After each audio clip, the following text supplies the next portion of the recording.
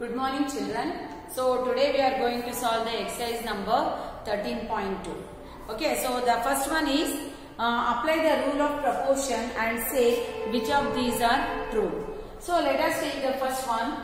In that first one, that is the 10:20 is equal to 300:600. Okay, so here to check that whether they are in the proportion or not, we have to check that the product of extreme must be equal to the product of means. That is, like this you can do. Otherwise, A into D is equal to B into C. So A is 10, D is 600 and B is 20 into 300. So if LHS is equal to RHS, then we can say that they are in the proportion. Now let us go to the second one. Which of the following are in proportion? If they are not, is it possible to rearrange them so that they appear in proportion? So here we have to check that first whether they are in the proportion or not. If they are okay, if they are proportion, we will write yes. If they are not proportion, we have to rearrange the numbers. Okay, how we should arrange that? They should be in the proportion. Let me take the first one here. 4, 8, 16 and 32. Okay, like this. So A into D is equal to B into C. A into D is 4 into 32, 8 into 16. Okay, so 4 2s are 8, 12. And here 6 is 120. So they are in the proportion. Okay. Now let me take the third one now. That is 4, 6, 18 and then 12. Okay. So let us check whether they are in the proportion or not. 4 into 12 is equal to 6 into 18. So, okay. So now 4 into 12. 4 12s are 4 2s are 8, 4 1s are 4. Here 6 8s are 48, 4. 6 1s are 6 plus 4 is 10. So here both are not equal. So it is saying no. And then we have to write they should be in the proportion. How we can write? 4 is there. For that I should multiply by the bigger number, that is 18. And 6 is there. For the 6 I can multiply with the 12. Means this is big, means it should be small. Means product will comes to the normal. So the order we can write it like that. Otherwise 4, 12 and then here I can put it as a 6. Okay. Yes. 4 3s are 12, 6 3s are 18. Got it? So 4 3s are 12 and 6 3s are 18. So like that you have to arrange. Okay. Now let us come to the next one.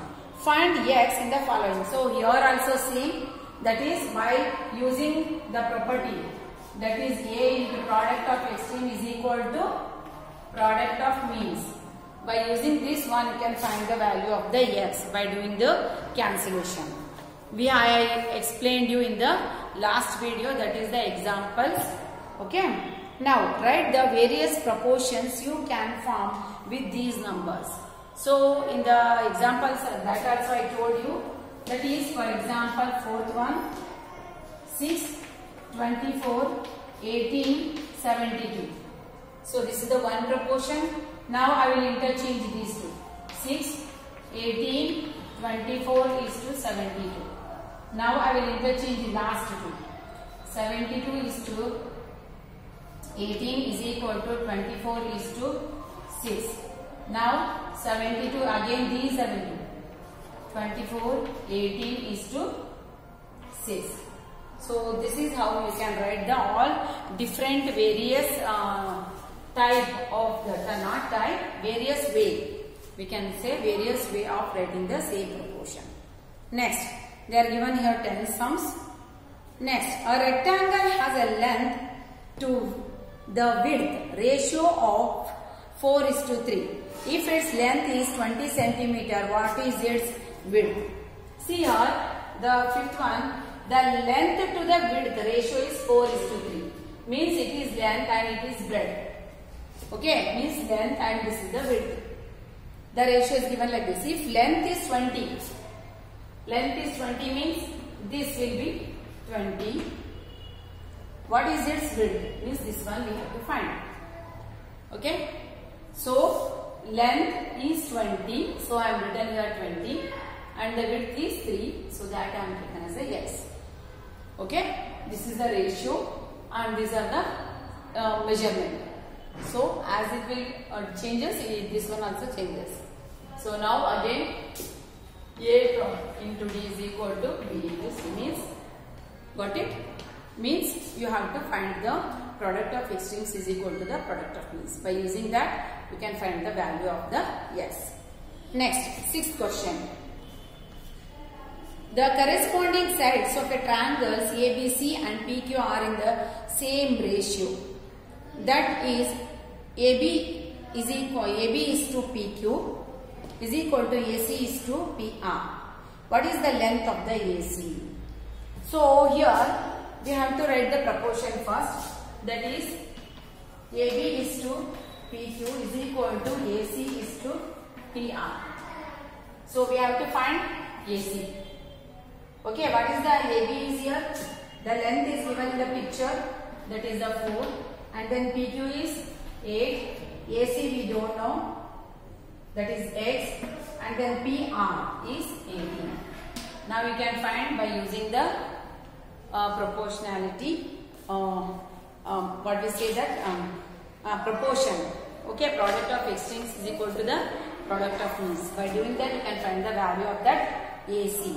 Next, the second one is there in that is here BC is to QR is equal to AC is to PR. What is the ratio of the QR? What is the length of the QR they are asking? So BC is how much here? 7. QR is by AC. We are getting answer here. That we have to write. And the next one is PR. PR is 18. Got it? So if you fill that and you will, if you solve by the product of extreme like this, you will get the answer. Next, the ratio of men and women teachers in a school is 1:3. 1:3 means it is the men and this is women in a school. If there are 36 women, so 36 women means it will be equal to the X, and here it is the 36 because women's place is in the second term place, so I will write the 36 in the second place, means fourth term place. Okay, women's teacher, how many men teachers are there? So X will be men here. Got it? So like that if you write, you will come to. Next, in 2 hours a car in 2 hours a car travel 50 km. What is the distance it can travel in 5 hours? So here the time and the distance is given. So first I should write the time 2 hours and then 5 hours. And the 2 hours they will travel 50 km and here for 5 hours how many? As I told you in the example that as the time we should put the ratios of the time here and here the distances. Okay, so as the time increases, the distance also increases.